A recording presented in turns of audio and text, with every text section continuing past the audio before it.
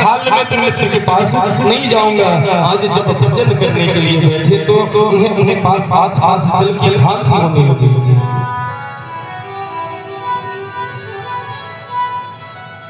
जल की भ्रांति होने लगी। उन्हें लगता है बरसात हो रही है। बाहर निकल कर उन्होंने देखा तो धूप निकली हुई थी। जब घर में आकर जो दृश्य देखा, अकेले जा गए महाराज। उन्होंने देखा कि उन्होंने भगवान कृष्ण की जो मूर्ति रखी थी, आज उस मूर्ति की आंखों से आंसू निकल रहे थे। सुदामा ने कहा, आज दिन हो गए मेरी कन्हैया को, मेरे भगवान को भूख नहीं लगा, मेरे भगवान रो रहे हैं।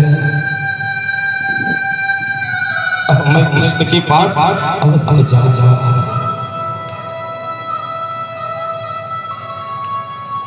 अपनी धर्मपत्नी से कहने लगे कि मित्र के यहाँ, गुरु के यहाँ कथाओं में और बिटिया के यहाँ कभी खाली हाथ नहीं जाना चाहिए। इसलिए कुछ व्यवस्था करो, क्योंकि आज मुझे कुछ मिला नहीं है, मैं लेकर के आ जाऊंगा।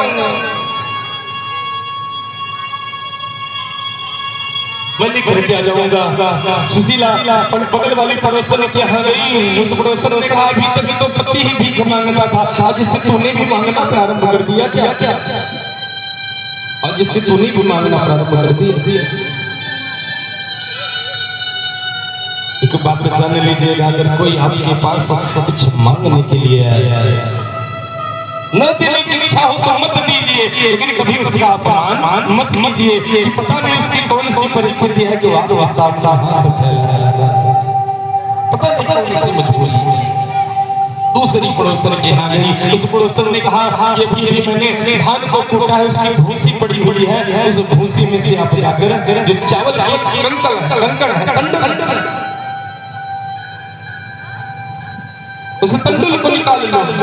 हर बार धन्यवाद देती है सुशीला भैया, धन्यवाद बहन। और उस भूसी में से चावल के टुकड़े को छांट कर बड़े प्रेम के साथ ले आते हैं। चावल के टुकड़े को छांट कर ले आते हैं। घर में बांधने के लिए चावल को की पोटली बनाने के लिए कपड़ा नहीं है, कोने में कपड़ा पड़ा हुआ था, उसको दुपट्टे कर उसमें आज बांधती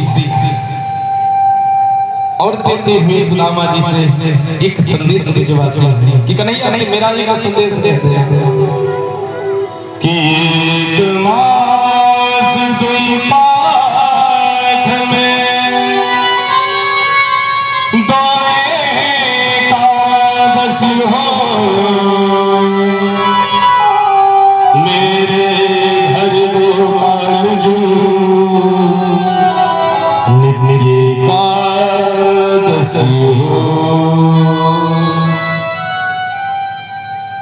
प्रभु, सबके घरों में तो महीने में 2 बार एकादशी आती है, यहाँ पर प्रतिदिन एकादशी चल रही है।